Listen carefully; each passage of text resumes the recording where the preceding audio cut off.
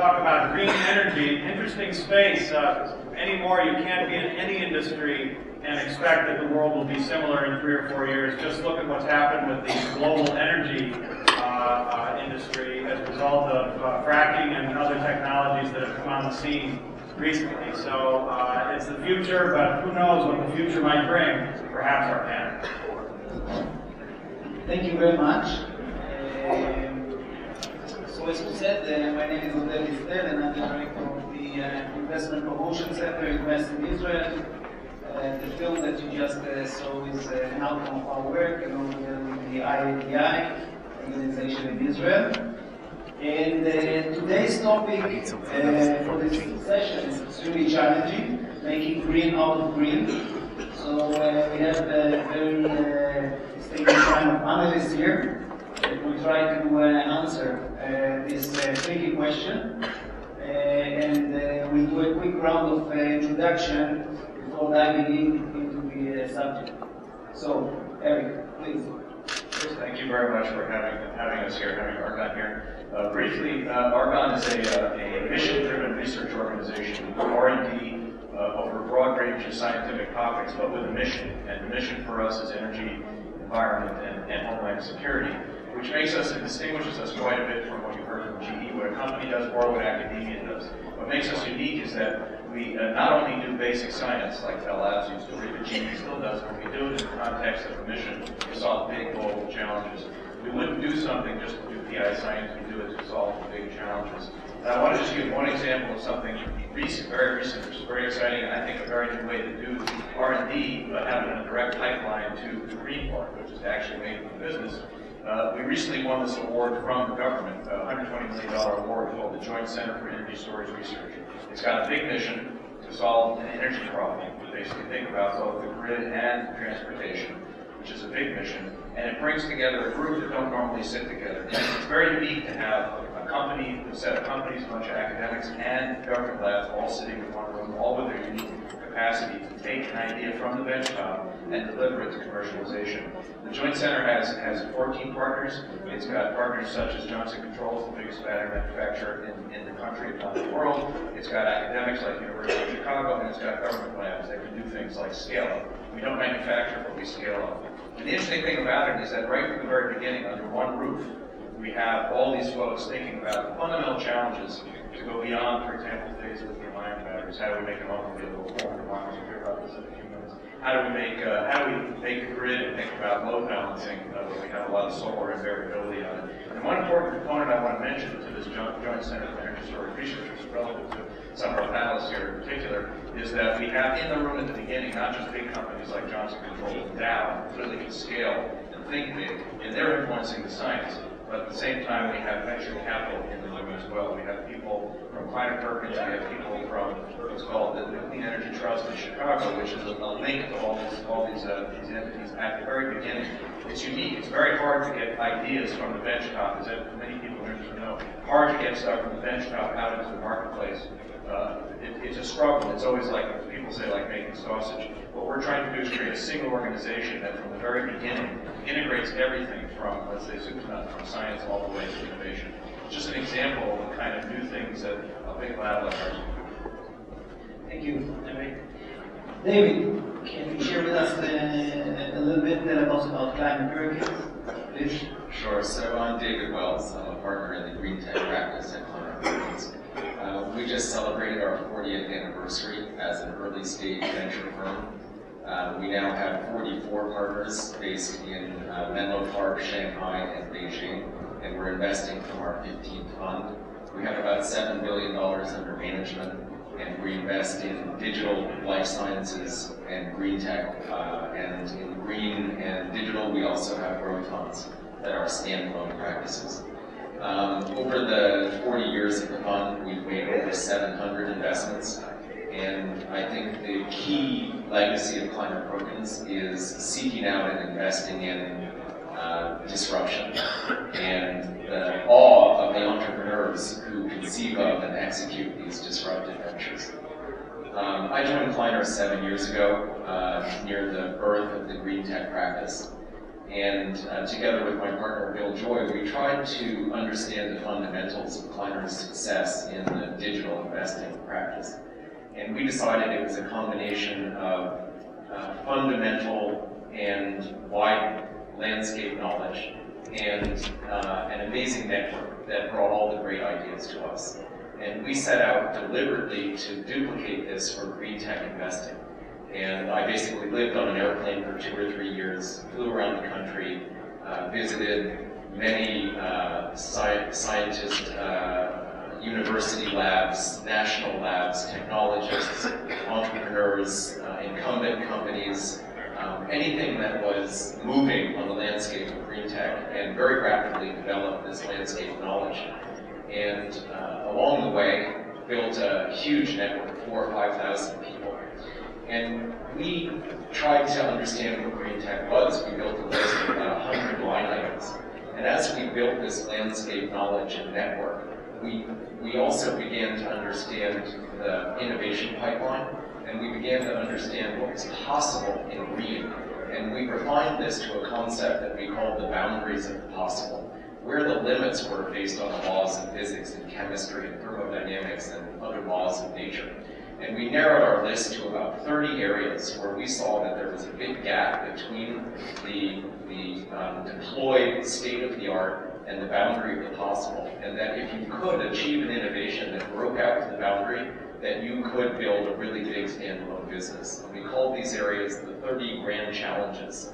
And we've been prosecuting investing in innovation in those grand challenge areas ever since. And we can talk more about that along the way. Great. Thank you, David. And I give the mic to Aviv Tzidon. Aviv, please, at the moment, not about Phinergy, but about yourself as a serial entrepreneur in Israel. Thank you. My name is Aviv Tzidon. I was lucky enough to start 3 companies in the past, mainly in IT, hardware and software. A few years, something like 5 or 6 years, I started Phinergy. Out of the 10 companies I started, 4 became public, 3 in NASDAQ. And as I said, I think luck has to do with it a lot. And the money I received from some of the IPs that I took part in, I'm spending now on one of maybe the 30th stuff that you're referring to, and the name is metal hair. Metal hair is a very bad sentiment to people because it is some area where the boundaries of innovation versus potential is vast, but it failed 20 years ago.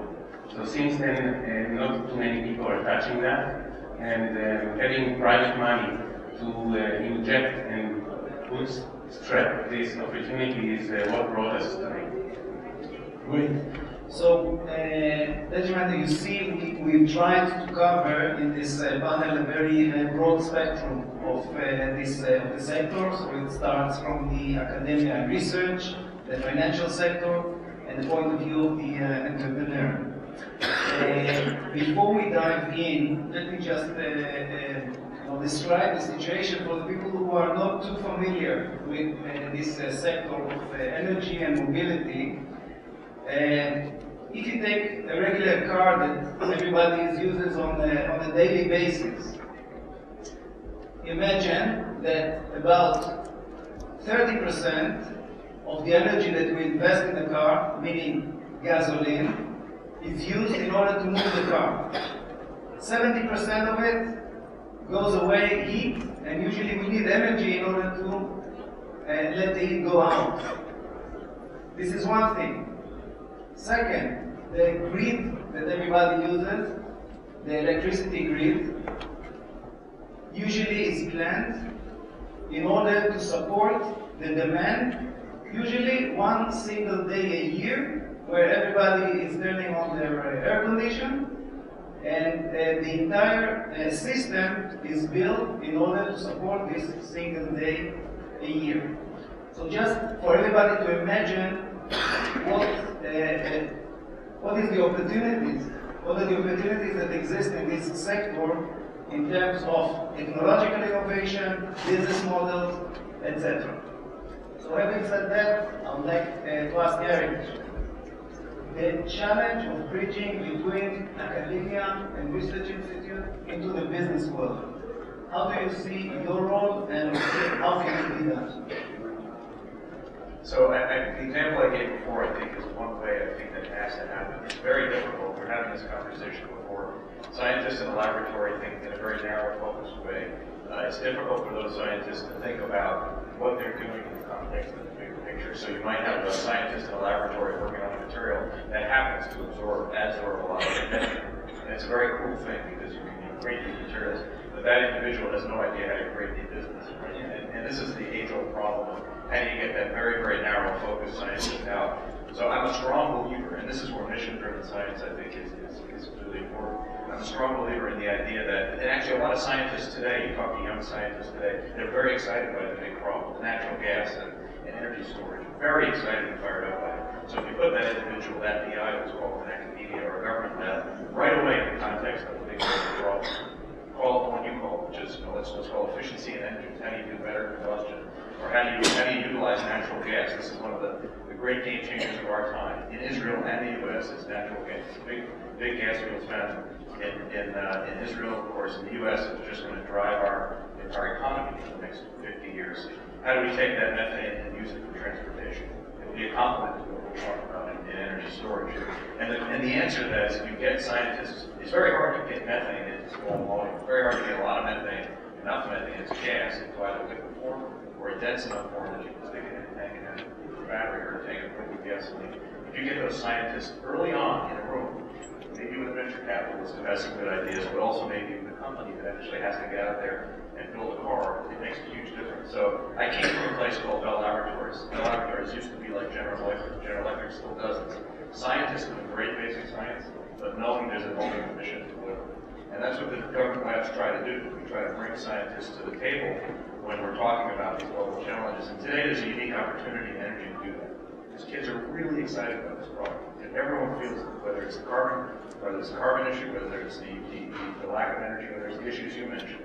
So I think the answer is early on, start defining the big challenges and bring the scientists together. I think it's an opportunity also for Israel and the U.S. to work together. Because Israel and the U.S. share all these problems, whether it's solar energy, whether it's natural gas utilization, to have our scientists at Technion and Ben Gurion at Hebrew get together early on and start discussing what are the challenges. Because I'm a firm believer, and I'll finish with this, that you come to a fork in the road and you can go in two different directions, right? And a scientist will tend to go the green sky, blue sky kind of research direction, but there's another direction which is toward that solution. That direction, by the way, often wins a Nobel Prize. For example, with the transistor. That was the solution at Bell Laboratories to a problem that was called the tube. Because a radio used to take a whole room, and now it takes, it's on the wrist.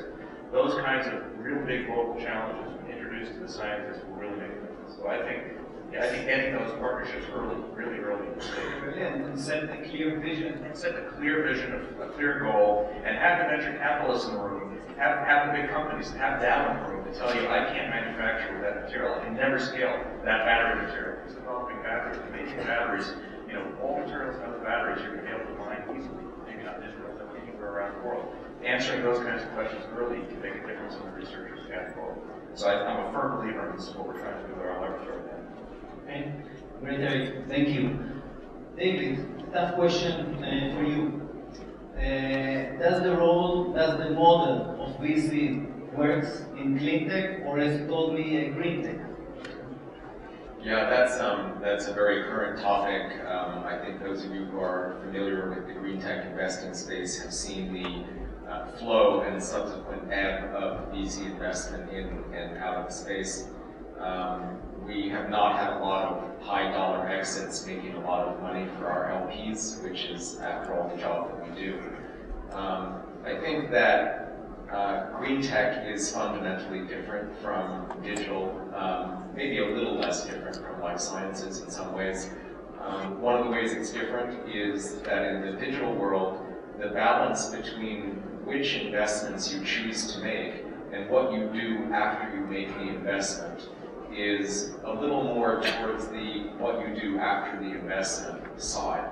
Because in digital, if you bet on a really great team, that team can be nimble and adaptive and change their business plan and change what they're doing. and you're really betting on the team. NEWTech is a little more towards what you choose, and of course you need a great team that can execute well, but it's very difficult to be as nimble and adaptive with core ideas in NEWTech that require years of scientific development and prototyping and scaling up, and you can't just pivot 2 years into that without flushing the 15 or 20 million or more dollars that you may have put in until that time. So really the question there is the cost of that second valley of debt, which is the scale. So if you want to build a plant, a battery plant, to make a million batteries, it's $1 million. Or if you want to start a company in the digital area, it's much easier, $10 million. It's very different. It's just people. It's not people having any perfection. So this goes to my second point of whether it fits VC or not. I think of innovation as a pyramid, and the vast mass and volume of innovation is in the base of the pyramid, and this is innovation that's suitable for an increment to an existing product or service, usually within an existing company, and that's suitable for a license. And there's huge value in those innovations, and our energy landscape and infrastructure badly needs them. But they don't qualify for a new company. And then a much smaller piece of innovation higher up the pyramid justifies a new product or a new service that, again, within an existing company. Only at the very, very, very top of the pyramid is there innovation that justifies a new company. And I think in NEWTech, even more than in any other field, that piece at the top of the pyramid is really, really, really small. And I think that there's 3 things that go with it. You have to aim very, very, very high. You have to be able to, at the end of your project with your startup in NEWTech, you have to have something that can do what nobody else can do. You have to have highly differentiated outcomes that are advantaged, proprietary, and defensive. And then I think the other thing you need to do is structure these investments very, very carefully so that you remove the technical risk, the possible, impossible binary on these moonshots for a relatively bounded amount of money, relatively early, so that you understand whether you have the potential to build a company with it. And you have to be very disciplined about shooting the ones that don't achieve their quantitative milestones or aren't on a credible trajectory to do so. David, you mean on the technological side? Absolutely, yeah. Because when you're aiming high here, there's usually a strong technical set of milestones that you're aiming for. It's that boundary of the possible concept. And then the third part of that formula is, if you are able to show that technical proof of concept, then you have to partner like crazy with all the big companies so that then you can mitigate this billion-dollar factory risk, and you can mitigate the channels to market risk, which are, those two together are almost impossible for a startup to navigate alone. And it's not also black and white, obviously. You can do all these 3 things to some extent simultaneously. But I think it's these 3 aspects: choosing carefully, aiming high, removing technical risk early, shooting the ones that don't, and partnering that are the eye of the needle that can lead to VC success in NEWTech. I think very few ventures follow that formula, and that's why we had the situation that we see today on the landscape. Okay, thank you, David. And I think we try to see now if the story of Phinergy fits the roadmap that David just described. I think not fully. Actually, I think we have a great opportunity to see here an extremely interesting startup in Israel that for a few years was kind of under the radar on Perkins. And basically today is their first appearance publicly, and it's a very exciting technology. Hopefully it's going to be the game changer that David just spoke about. So please. Yes, I want to thank you for this opportunity, because actually our small company, Phinergy, is being supported by the Israeli ministry, and we are supported by chief scientists, and we are supported by a program which is called Alternative. So thank you, it's a good opportunity. And we chose this date or this stage to go out from a stealth mode to a real mode, mainly due to the fact that, as David said, we are a very problematic investment. I believe we would not be able to raise funds for a metal air battery company out of Israel, where this was proven not to work 20 years ago, actually. I think electrochemistry is a very interesting field, and NEWTech associated to that as well, because this is, I believe, the only profession that when you ask the top guys, what is if you do this and this, he goes to a book 50 years old to read what's going on. And you cannot imagine that in IT, you cannot imagine that in any profession, because there is the encyclopedia of batteries that people who work in batteries read it, and it is 50 years old. So I believe that the group that we brought in is a group that came from IT and hardware, software, and we are very fast. We're working with the 3D printers, we do things, we think at night, we implement it in the day, and we are not doing it in a conventional way. The reason we are out today is because we managed to hit 4 important points in our structure. This is 5 years, 30 people, so it's a lot of effort that was done. But number one, we managed to make a cathode work. A cathode is a part in a battery that actually brings the reactant to the anode and release energy. And normal batteries are equivalent to a scuba diver when he brings the oxygen and he carries it in a tank on his back, where fish swim in the water and use the oxygen free of charge. Metal air batteries using the same structure, actually breathing air from ambient air and releasing the energy from metal. And there is a huge energy in metals. 1 kilogram of aluminum equivalent to 30 kilometers of drive in an EV car. So the potential is there. So one, we managed to do it. 2, we managed to collect data. We burned more than 5 tons of aluminum only last year and make 20 megawatt hour from aluminum. 3, we managed to do a vertical integration. We demonstrated a car that can drive 1,000 kilometers on refueling with water. We use water to release the energy from aluminum. Having the air, oxygen, water, and aluminum or zinc allow you to release energy that it is a sustainable, renewable energy. Because aluminum that we hold today cannot be older than 30, 40 years, because we produce aluminum in smelters where energy is very cheap. So actually, aluminum transmit and carry energy from where it's cheap to where we want to use it. And the very last thing, we recently, 3 weeks ago, signed a contract with a large OEM whereby we have a customer. So these 4 elements were the time for us to go out, as you said, and thank you for having this stage to let us do it in front of everybody. So thank you.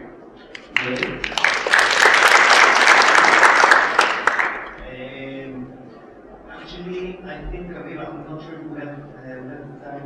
I'll show you. Okay. Start the film and you see you have the time. We'll start the You want that? Yeah, let's do it really Yeah, quickly. real quick. Who's responsible for the...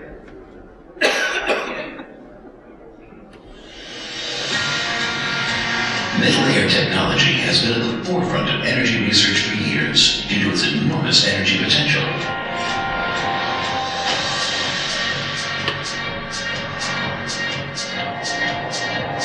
Now, through a series of technological breakthroughs, Phinergy has succeeded in turning theory into reality.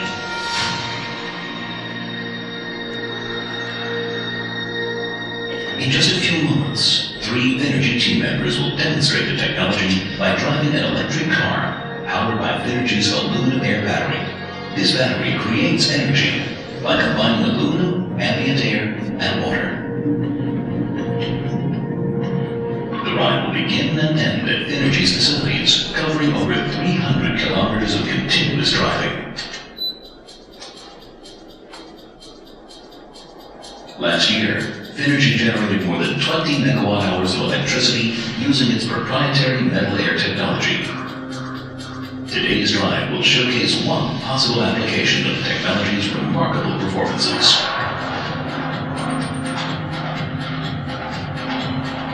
Phinergy technology has made it possible for the world to enjoy the vast advantages of metal air. Ultra-high energy density, zero CO2 emission, sustainability, fully recyclable material. Since 2008, Phinergy has been successfully developing a technology utilizing the energy stored in metal, benefiting from over a decade of academic research conducted at Bar-Ilan University in Israel. Conventional battery carry a certain amount of reactant within the chemical. Oxygen is a key reactant releasing energy from metal. Metal-air batteries feature an air electrode that breathes oxygen directly from ambient air, making them significantly lighter. Simply put, it's like the difference between a scuba diver and a fish. While the diver carries oxygen tanks in order to breathe, the fish simply breathes through its gills.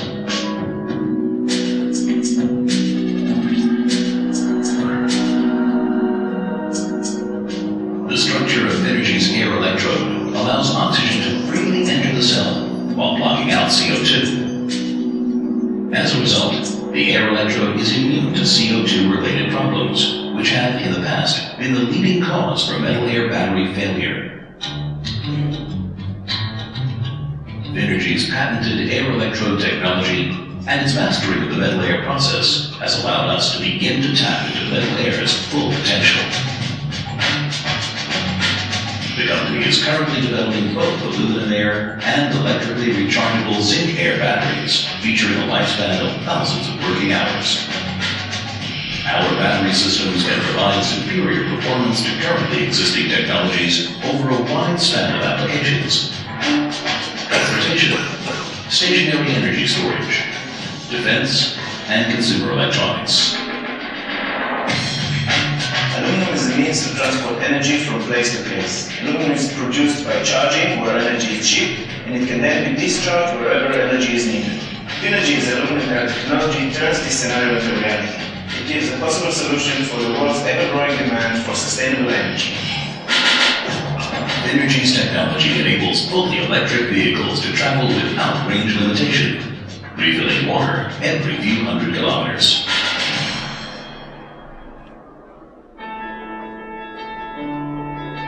This is just one example of the technology's potential and capabilities.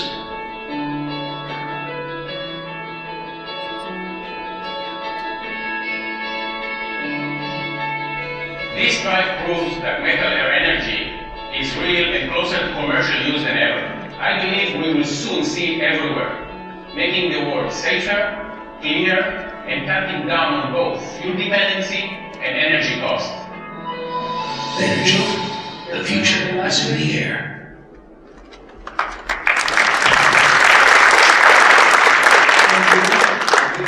Good luck. Can we have final note from our speaker? Thank you. So, Eric. First of all, this has been a very interesting conversation. I think you can hear some great things come out of science. I just want to remind everybody that R&D is at the core of everything we're talking about. It's really important to engage R&D early, and I think we just saw a great example of where university research makes it out basically makes it out by having a very clear vision for what you want, and then ultimately getting something which looks like an exciting technology. Entrepreneurs are people who do more with more than we think possible with less than we think possible. And entrepreneurs continue to surprise us every day with the magnitude and importance of their innovation. And so I look forward to continue being surprised by the entrepreneurs here and everywhere. Thank you. Good. I would like to thank the speakers. I think the outcome of this panel is that cooperation is the name of the game between the financial sector, the academia, and the entrepreneurs. And one important thing is to say that as Aviv just described Phinergy, there are a lot of interesting companies in this sector in Israel, and everybody is invited to explore possibilities. Thank you.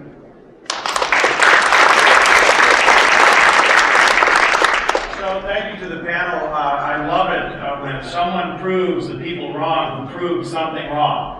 That's absolutely fantastic. And this was a very well-designed panel, Ziv. You had government, you had science, you had venture, you had the crazy entrepreneur, and these things coming together. I want to underscore before we go to the next segment with Uri Levine, something that Eric said about big challenges and missions. It sounds sort of prosaic, but it's not.